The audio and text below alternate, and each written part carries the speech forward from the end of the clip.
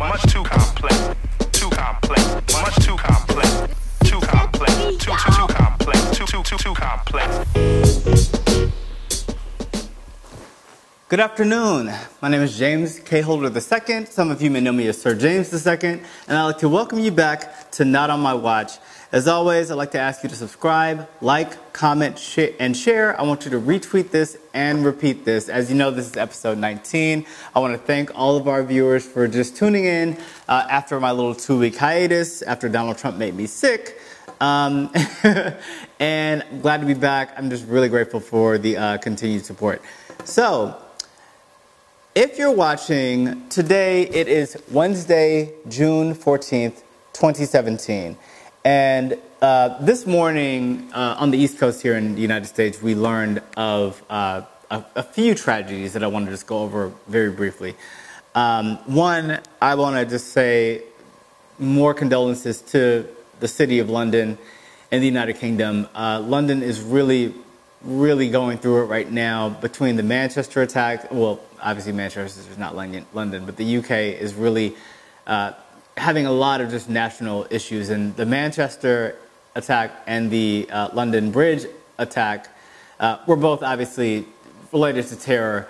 We are not sure. I don't believe that this fire at Grenfell Tower in London is necessarily related to terrorism, but the story is still unfolding there. So I do just want to say rest in peace to the 6 souls lost as of this point in that fire. I believe there are 20 people at least as of right now in critical condition in London who were rescued from that fire as well. And so just there needs to be a constant focus and prayer because something is going on there, and those are our friends across the pond. So peace to London and peace to the UK, and there's a lot going on.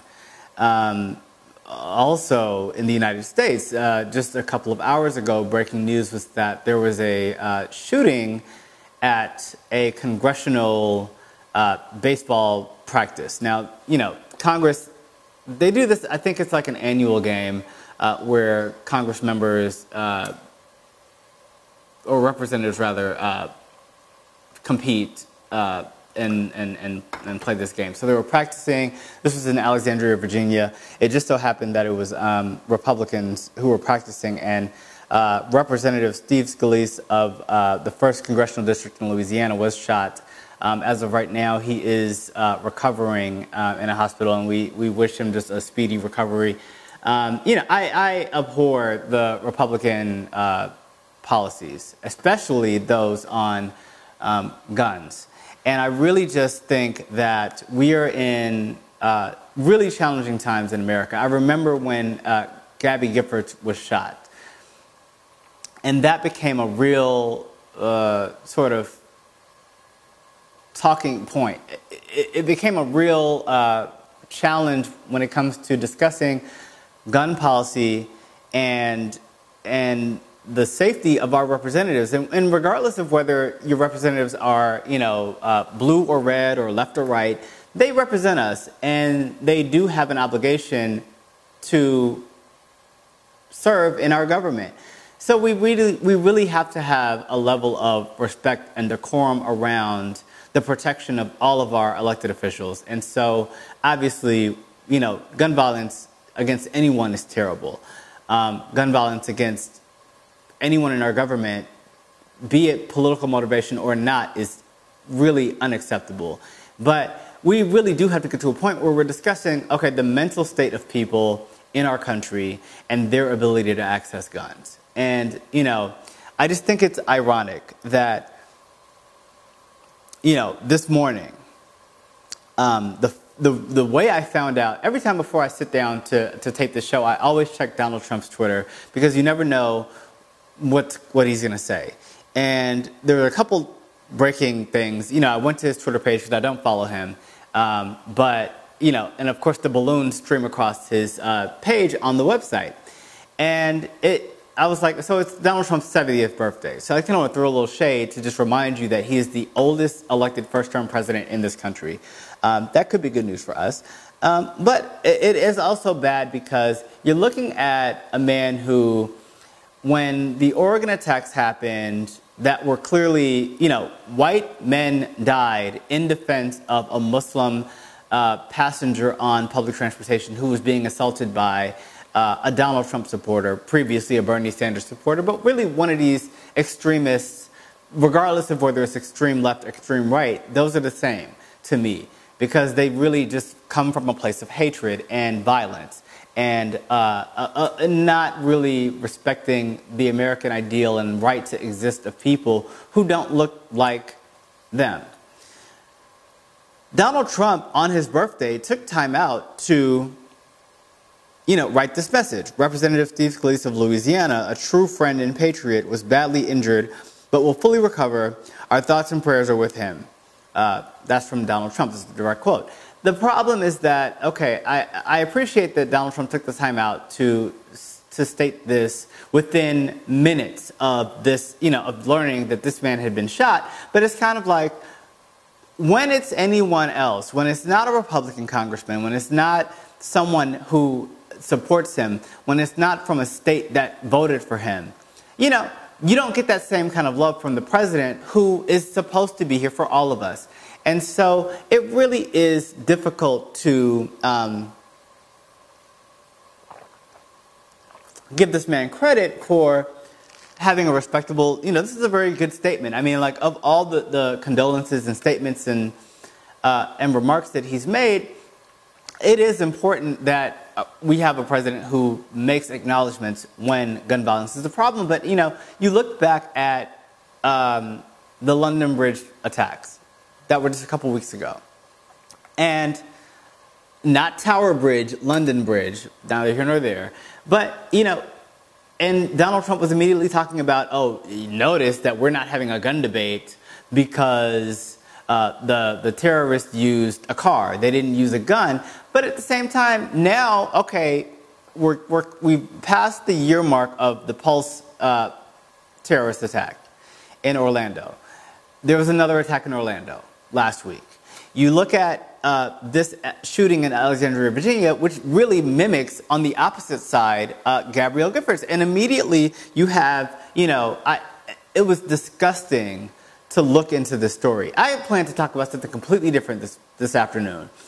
And, you're looking at it, and all of the discussion is incredibly partisan. It's just kind of, this jogger showed up and asked, were there Republicans or Democrats out there, playing? And my thing is, first of all, that's a stupid question.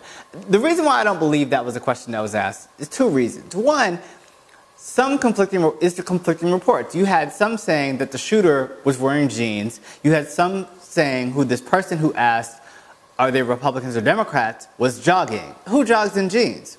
Not me. But that's neither here nor there. You then go and say, anyone could have asked if there were Republicans or Democrats before, after, or during the shooting. That doesn't mean that the person who asked that question was a shooter. So can we stop focusing on the partisan aspect and just wish, this Congressman Scalise a speedy recovery, and then get to the root of what's causing these issues in our country, in Alexandria, Virginia, in Orlando, Florida, in Oregon, in everywhere that we see these violent attacks.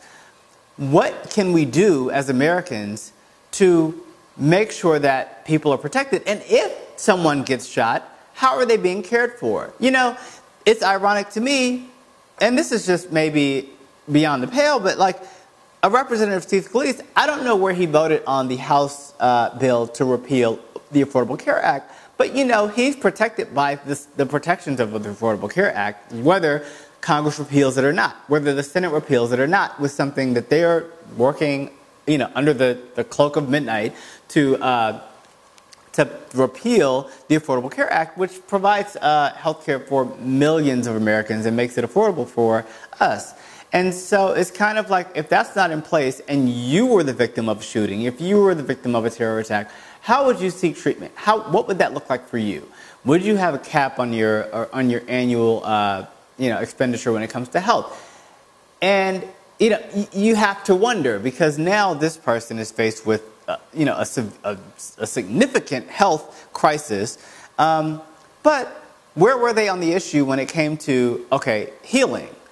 What does it look like for his recovery? Who knows? I mean, it's covered as far as he is because he's a representative in our government. But for us, we don't have that same protection. And so that's a question we need to be asking of all of our representatives. I mean, it really is, it is challenging. But I just want to, carry on. We are in dangerous and challenging times in this country. And it's going to continue.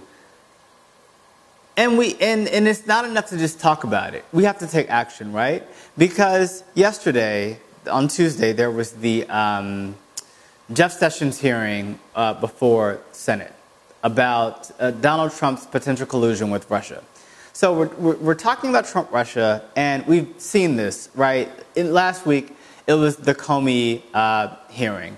And we knew that, the Comey hearing was something significant. Again, I'm not a big Comey fan. A few weeks back, I did an episode about the 10 white men who are not going to save you from Donald Trump. Comey was on that list. Rosenstein, who was interviewed before before Comey was on that list, and so was Jeff Sessions. And also John McCain. And these are people I want to talk about just very briefly when it comes to the Jeff Sessions hearing that happened yesterday.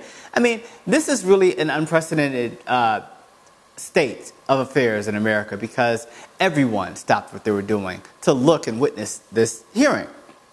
It's testimony from Jeff Sessions, Jefferson Beauregard Sessions, the Attorney General of the United States. And we watched this man completely just stonewall the entire time.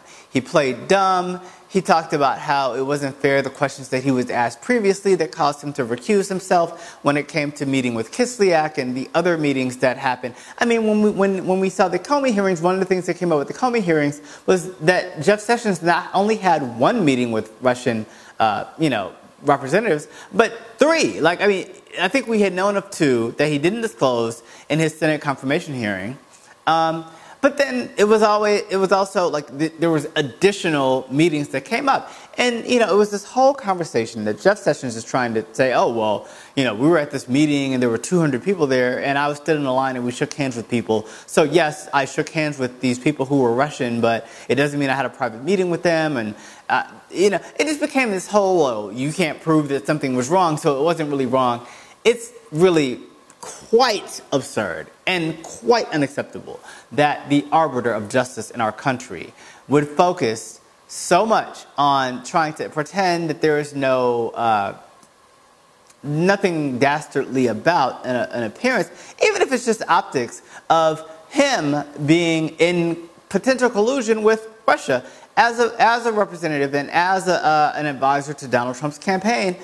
Presidential campaign in 2016. He obviously had a dog in the fight in that election. And so it would make sense that you would be willing to deny anything that came up as a result of, external influence in our election. So I don't think there's any question about the potential gain for someone like a Jeff Sessions with Russian collusion. That's very obvious. But what's not obvious is why Jeff Sessions used that opportunity to not defend himself with regards to the specific contact with Russian officials that we know he had, 3, but to focus on the opioid epidemic. He starts talking about drugs and the war on drugs that he's reinvigorating and bringing back in a way to really target, again, minorities and increase mass incarceration, go back to a policy in this country that is not what we know. This is bipartisan, that this is not the direction we want to go. But he was just steadfast on this. And every question from Democratic senators really was just met with just resistance from this man. Everyone got 5 minutes to ask him questions, and he really would spend so much of that time just pretending to be confused or just sort of rambling in a way that it just wound down their time. And so it just really was a disgraceful display. I do want to focus on, a couple of people. John McCain, who was literally incoherent in the Comey testimony. they flash to this man towards the end, and he is just up there struggling to keep his eyes open. He's not focused. He doesn't know whether he's talking about Hillary Clinton's emails or whether he's talking about Jim Comey's disclosure of the Anthony Weiner laptop. He's really just discombobulated. And then it comes out, and he was the #1 trending topic from that afternoon, despite this, bombshell reporting and coverage of this hearing from Jim Comey. And so, John McCain is kind of asleep at the wheel. He plays this role that he's this, hero, and he's this moderate, and he's going to save us, and he's not. He's just really an unreliable figure. And this man took so much money from the NRA when he was running for president and lost against Barack Obama in 2008. He's owned by these people. That's why his old ass is still in the Senate. He can't retire. He's bought in this seat, and he's there until he dies. And even if he's on life support at some point, I'm sure he will be there, and he will have a proxy who will make decisions on behalf of the American people, despite the fact that he's clearly losing it, So John McCain focused on terrorism as opposed to the Russian interference. Tom Cotton, really, Senator Tom Cotton, I don't even know where that man's from, but this man is just sitting up here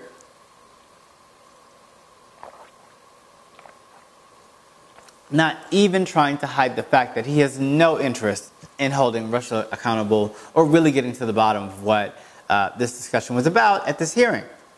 The only person, and yes, there were many Democrats who spoke, some more eloquently than others, but Kamala Harris, she wrote, okay? This woman is the only one who really knows how to grill these people. And she got up there just like with before the Comey hearing. This was in the Rosenstein hearing. You saw her being silenced by the Republicans who were running the committee. And, okay, that happened. It happens once. Fool me once, shame on me, right? But it happened again. This was the big story out of that the Sessions hearing. Because, you get towards the end, and Kamala Harris is, really just aggressively saying, okay, Jeff Sessions, what can we count on you to do? You've been here for over 2 hours talking, and you haven't really provided any information. You're saying you can't disclose conversations that you had with the president because there were private correspondences with the president, and you'd have to review that with the lawyers in, the White House lawyers to determine whether you can disclose information you discussed with the president. But no, you are here before Congress, sworn to give your testimony of what you've observed in this experience. You were asked by the President of the United States to leave a room with Jim Comey. Why can't you just verify that that happened? Why can't you? We know all this stuff was covered. This stuff has been discussed. It's in memos. It's documented. Kamala Harris is the only one who asked Jeff Sessions if he had prepared, how he prepared for that hearing. He seemed to not recall. I don't recollect. But you're coming before this very important testimony that you tried to make it private. You tried to make it a closed door thing, and it became public. Why wouldn't you prepare for this? And so I think Kamala Harris is really demonstrating that she has the American people's best interests at heart. And I think that we also have to be wary of the fact that this establishment within our government and within the way that our country is run, we've talked about it in previous episodes in my Racism 101, Racism for Dummies episode. We talked about just the status quo within this country, which is just preserves a series of privileges for white men like Jeff Sessions that allows you to completely obfuscate the purpose of a hearing that is about Trump Russia and make it about opioids, for John McCain to aid him in making it about terrorism, for Tom Cotton to aid him by trying to make it this partisan thing, but really the integrity of our election should not be a partisan issue. The safety of our elected officials, as we saw in Alexandria, Virginia this morning, should not be a partisan issue. The expense of incarcerating Americans and purposefully making crimes related to drug use, which which now I think the consensus is that we're trending to see drug use as a sickness and not as a crime or an offense, that this is something that's punishable under our penal system. And so, that's not a partisan issue anymore. This is like bipartisan. We both agree on both sides that we don't want to be prosecuting people who need help in this country, and we want to offer help through our health system. That people who are struggling with opioids or struggling with crack cocaine or struggling with any drug, alcoholism, anything, that they should be able to get help within our borders. And so that's where we should be agreeing on, and we're not. And because you have this culture, this need to silence certain people. Now, the conversation was, oh, they're silencing Kamala Harris because she's a woman. And I'm just kind of like, yeah, but Dianne Feinstein with her glossy pearls. I'm like, Dianne Feinstein, them pearls are shiny and distracting. And that looks like some Antiques Roadshow provenance. Just they came over on the Mayflower type, like really nice. You look really good, Miss Senator Feinstein. And I just want to say they were very respectful of her. They did not interrupt her. They did not silence her. They did not demand that she yield her time to allow Jeff Sessions to collect his thoughts as he was flustered when she was asking him questions. Kamala Harris, on the other hand, in 2 consecutive hearings where she asked questions, was reprimanded by her Republican colleagues, but also wasn't really strongly defended enough by her Democratic supporters in the House or the Senate. I mean, I'm outraged, just like I was when Elizabeth Warren was silenced in trying to read Coretta Scott King's testimony against Jeff Sessions when the Senate was discussing appointing this man to be the Attorney General. I mean, this is something that has come up over and over and over again. And you can't have justice for women, for people of color, when you have an arbiter of justice in Jeff Sessions. It is a complete diametric opposition to fairness in this country for certain people. And I want to say that Kamala Harris was downright exceptional in that hearing. She's the only person that I would trust to really get to the bottom of this issue. And I'm really, really just grateful for her commitment to finding the truth in this situation, whatever it may be. I know it's hard, and she's going to face extreme opposition, but we have to really stand behind this woman, stand behind our senator from California. And that's Democrats and Republicans. This should not be a partisan issue. This is an elected official from the largest state, the most populous state in the country. And we have to take this seriously. We have to provide a path for a representative from the largest voting state, one of the most diverse states, to be heard. Because these people chose her to stand for them and stand for us in the Senate. And if we're going to be silencing her, I just think it is really something that's unconscionable, and we have to stand behind our representatives, whether they are female, whether they are LGBT, whether they are black or white, whether they're Muslim or Christian, agnostic, anything. We have to be behind our elected officials. So I had this whole statement prepared on identity politics and the People's Summit, but it doesn't even require all that. It really is. It comes down to the basics, and that these people are here to represent us. We elect them. It shouldn't matter that Kamala Harris is a woman, or that she's black, or that she's Indian. She earned that position, and so she deserves our respect, and she deserves to have her 5 minutes to ask this man however assertively she chooses to do so. And thankfully, she put the pressure on this man, because she was able to crack him a little bit and reveal some things that no one else up to that point was able to reveal from the discussion. So, Kamala Harris, I salute you. I'm so grateful for having you represent all of us. I'm not from California, but I'm thankful for you, because I really see you as a huge progressive champion. you obviously have just the power behind you, and you have our support. But I'm calling on white men specifically who claim that they are independents, claim that they are balanced in their political view, and on the right, and on the left, and on the far left, to really stand behind this woman, because she's here for us. She's here to protect our health care. She is here to protect our voting rights. She is here to protect our Mexican American, our immigrant brothers and sisters. She is here, and she is committed. And so that is my call, because I just feel like we are asleep at the wheel in terms of providing an opportunity for women in leadership in this country, and especially women of color in leadership. And the future is female, and the future is brown, and the future is Kamala Harris. And I believe that, I would love to see her run for president in 2020. But it's not about the Republicans not wanting a woman to be president. We got to be ready on the left, because we saw the treatment of Hillary Clinton, a woman who was exceptionally prepared for the post, who was just completely mistreated by the media, completely mistreated by voters, still mistreated to this day.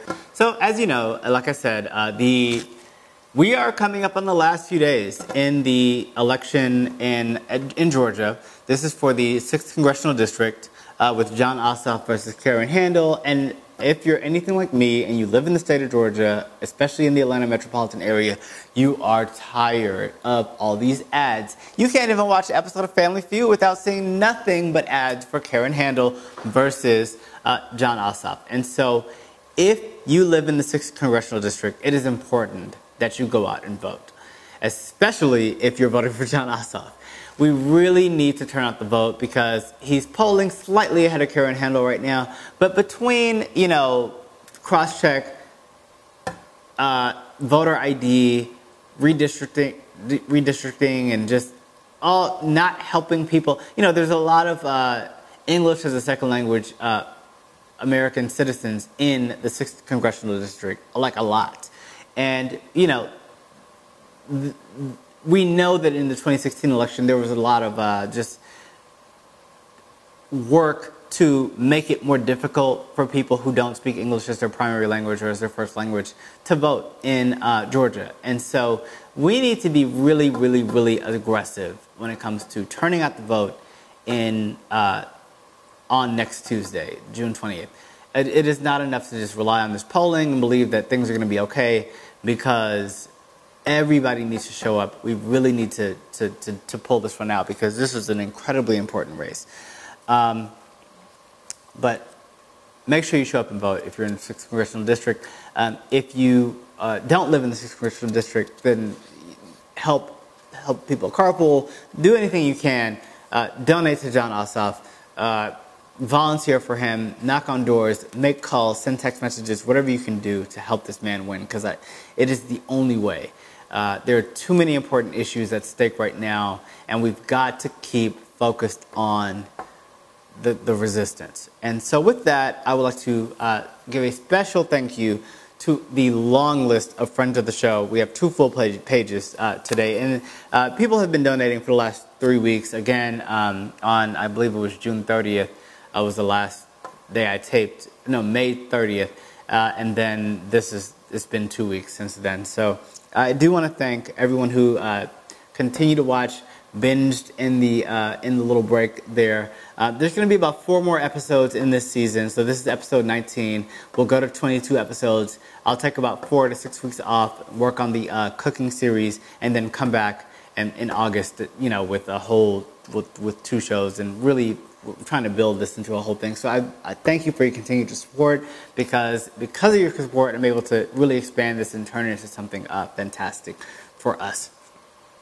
And tasty in the near future. So without further ado, friends of the show, if you'd like to become a friend of the show, make sure you donate via the PayPal link, paypal.me/JKH2.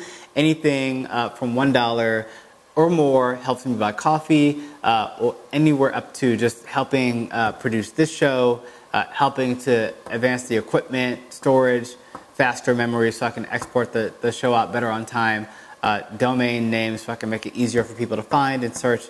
and all the things that go into producing the show that I'm learning about. And also, if you continue to donate, it helps me to produce the cooking series, which I'm still working on the title, but it's going to come out. I'm thinking the launch date is going to be early August of 2017. So look forward to that.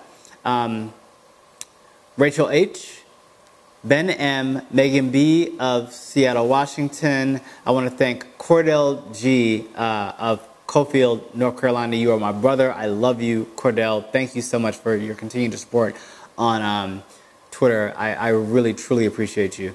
Erica F. of Pasadena, California. Barry G. of Long Island, New York. Thank you, Barry. Eileen F. of North Hollywood, California. Maureen L. of Raleigh, North Carolina. Michelle W. Gabrielle D. of Lauderhill, Florida. Thanks, Gabby. Nancy E. of Dayton, Oregon. Whitney E. of Chalfont, Pennsylvania. Strong Tree Coffee Roasters. This is not your brand of coffee. Thank you so much for the donation. And if you'd like to send me some of your delicious roasted coffee, I'd be happy to give you a plug on the show with your product, because I love coffee. Pallades M. of Seattle, Washington. Elizabeth C. Thank you so much for your continued support. You were the first donor to Not On My Watch, and you have continued to support, and you are of Sanford, Florida, and I just want to thank you so much for continuing to watch, continuing to support. Stephanie P. of Sugar Land, Texas. Bonnie M. of Somerville, Massachusetts. Sandra S. of New Orleans, Louisiana. Thank you so much, Sandra. Jesse from Nebraska. You are one of my two close friends from Nebraska. I just want to thank you so much for your continued support. You are just so supportive and helpful, and I just thank you just for embracing me and embracing the message of the show. I really am grateful to you, Jesse, for everything that you do, and for continuing to keep in touch with me and just reach out and for the David Bowie playlist. I haven't listened to it yet, but I'm working on it, and I think I'll be a David Bowie fan by the time I'm done with it. But I thank you for that. Deborah G. of San Francisco, California. Ellen B. of Scottsdale, Arizona. Shannon T. Donna S. of Roswell, Georgia. And Anna M. of Valencia, California. Brittany G. Girl from Ohio. Thank you so much for your continued support. Eugene F. of Middlebury, Vermont. Barry K. Jack A. Thank you. And again, if you would like to, support, you can donate via PayPal at paypal.me/JKH2, or you can send an Amazon gift card. A lot of the items that I have to purchase, whether coffee or items for the show, can be found on Amazon. So if that's, a lot of people don't do PayPal, but if you can send an Amazon gift card, and the email address for that would be jkh2photo@gmail.com, and that's always appreciated. So I just thank you so much for watching. As always, I'd like to ask you to relax, relate, and resist. Thank you. Too complex.